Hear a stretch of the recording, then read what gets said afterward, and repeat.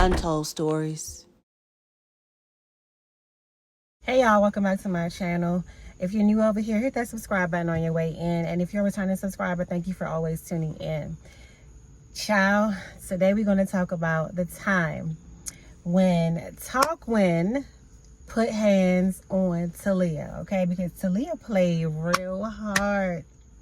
Tilea played real hard and Talkwin got her together. So Talkwin was looking for a roommate, and Talkwin had this friend named Shamika.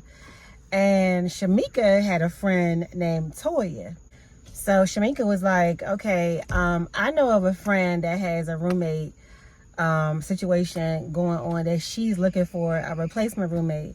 So maybe I can connect y'all two together and that could be, you know, your new roommate.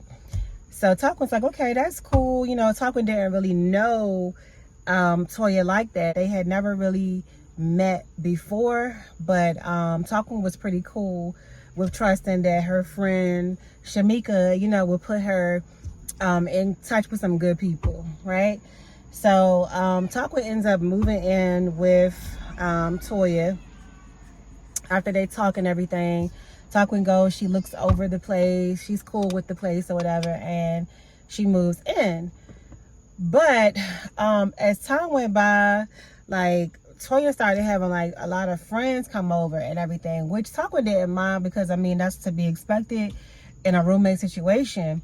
However, Toya's friends were like real disrespectful. Like Talkwin would buy her own groceries and stuff like that, and Toya's friends were just going in the refrigerator, eating up whatever they wanted to eat, doing whatever they wanted to do with Talkwin's property. And Talkwin just wasn't the type of person that was gonna let stuff go like that. Like Talkwin didn't mind sharing if asked, but when you just go and take Talkwin's things, that was causing a problem for her, right?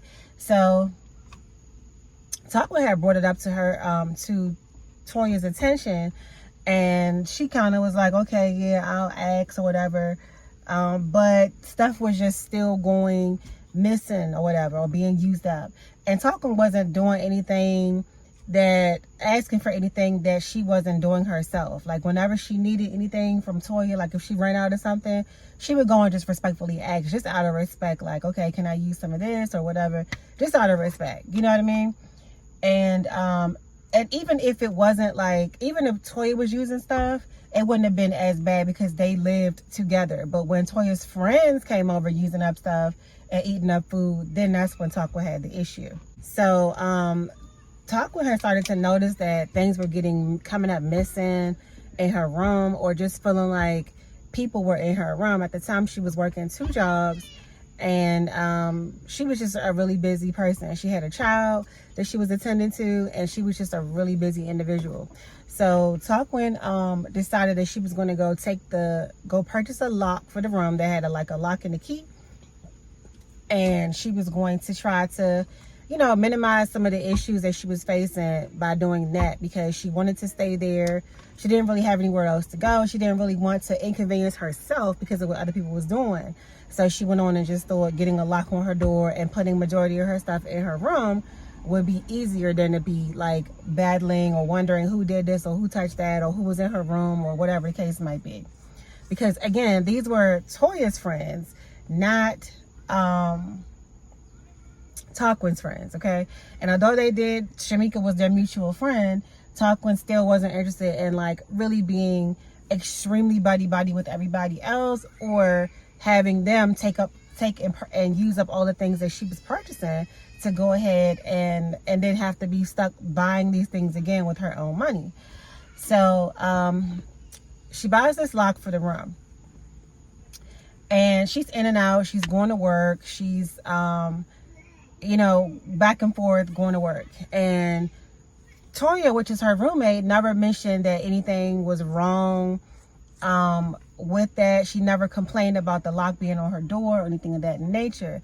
At one point, Toya did ask her where was the lock at, the original lock, and Talkwin did notify her that she had the lock and all of its parts, and she would replace it, you know, upon moving out.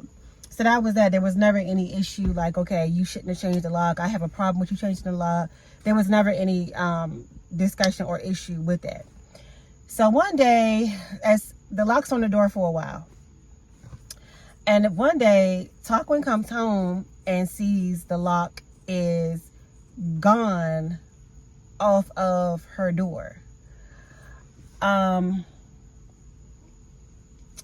So their mutual friend Shamika also gave her a phone call and was like, yeah, I just wanted to give you a heads up that some of Toya's friends came over here and took the lock off of the door, and their reasoning for doing that was saying that this is not this wasn't your right to do that. You shouldn't have never took the lock off the door, and it wasn't your place. So, but mind you, Toya's two other friends didn't even live there. It wasn't their place at all to worry about what was taken off of the door that Talkwin was paying her money for every month. Talkwin had never had any beef or any like negative exchanges with them. Nothing negative had ever happened. So it was just strange that they would just go ahead and do that out the blue. And the thing with Talkwin was she always kind of gave off this more like quiet, chill, out the way energy, and sometimes that caused people to want to like mess with her and try to bully her or try to overpower her for some reason, and them not knowing that Talkwin wasn't as quiet as they expected her to be, right? So Shamika goes ahead and tells her that yeah, they took the lock off the door, saying that it wasn't your right to change the locks in the first place, and they took it off. Mind you, again, it wasn't their right to take it off because it wasn't their place, their door. They weren't paying rent there, nothing of the sort. So Talkwin calls Tilea's job, which is one of the individuals that decided to take the lock off the door. And she told her to come get off work and meet her back at the house because she wanted to whoop her, you know what.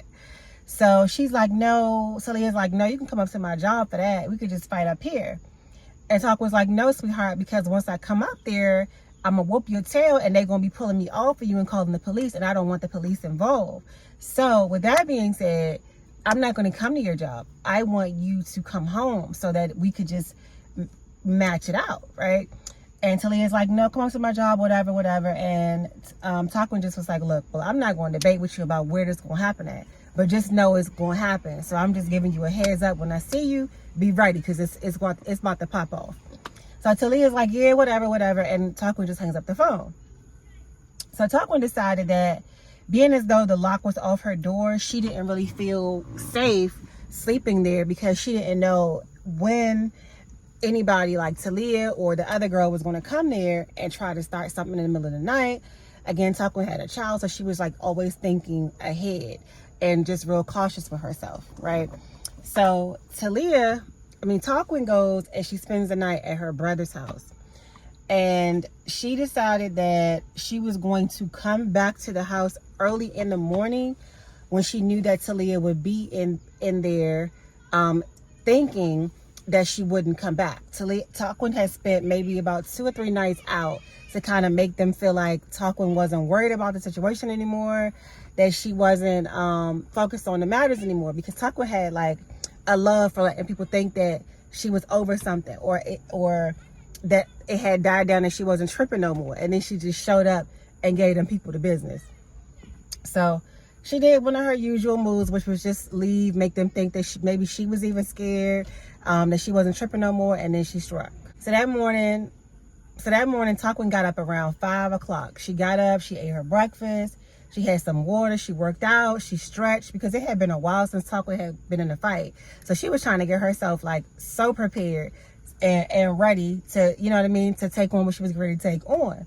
So Talkwin goes, she takes the ride over back to her apartment, and when she comes into the apartment, lo and behold, Tilea is sleeping on the couch like a baby, right? So Talkwin didn't know who else was in the house, and Talkwin goes and she plugs up an iron, the iron that you iron your clothes with, and she also plugged up the stove, like, so the stove that you put like curling irons, the old, like the Marcel curling irons inside of her stove. She plugged that up because she didn't know how real it was going to get. She had never, you know, really had no beef with Tilea before. She didn't really know her like that. So she was preparing herself all around just in case she was the type to pop off, you know, in a more dangerous way that she was prepared for. So Talkwin goes and she takes the knives out the kitchen because she don't want Tilea. She knew she was going to whoop Talea's behind to no end. So she didn't want Tilea to go jump and go get no knife, nothing. So she took the knives out the kitchen. She plugged up the hot irons and everything. And she had everything kind of just prepared on stage for if she needed to get a little bit more active than she expected, she was going to be able to do what she had to do. So after she plugged the stuff up, she goes back out into the living room. And she grabs Tilea by her ponytail. And she just starts just beating her face in, right? It was vicious. It was vicious. Tilea jumps up. And she is pounding Talea's face in, dragging her across the carpet, kicking her all in her head, her face. Tilea tried to get up. Talkwin grabs the DVD player, honey, and Talkwin smashes this big old DVD player. Back then it was like the big old fashioned ones. So she took this big old DVD player and smashed it right across her face and was beating it in her face, punching her, kicking her, throwing her all around. By the time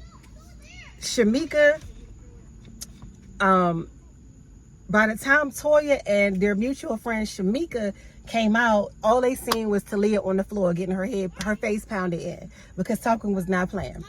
So Tilea was getting dog, girlfriend. Tilea was getting her body rocked in that joint because she thought it was a game. And when Talkwin was hitting her, she was like, "Yeah, you thought it was a game, didn't you?" She was like, "Yeah." She was taking that beat and talking about something, yeah, and then Talkwin goes, but now you see it's real, don't you? You see it's real, don't you? She was wearing her tail out. So the friends come out there, Toya and Shamika come out there, and they break up the fight. And Toya calls herself trying to cause Toya and Tilea was good friends. So Toya called herself trying to put her hand on Talkwin's face, you know, she ain't swing or nothing because they would have been wrecking, but she put her hand on her face y'all, you need to chill out. And Talkwin responded look, you know what I mean? I don't want to involve you in this, but if you put your hand in my face again, it's going to be on. So she was like, yeah, we could do whatever.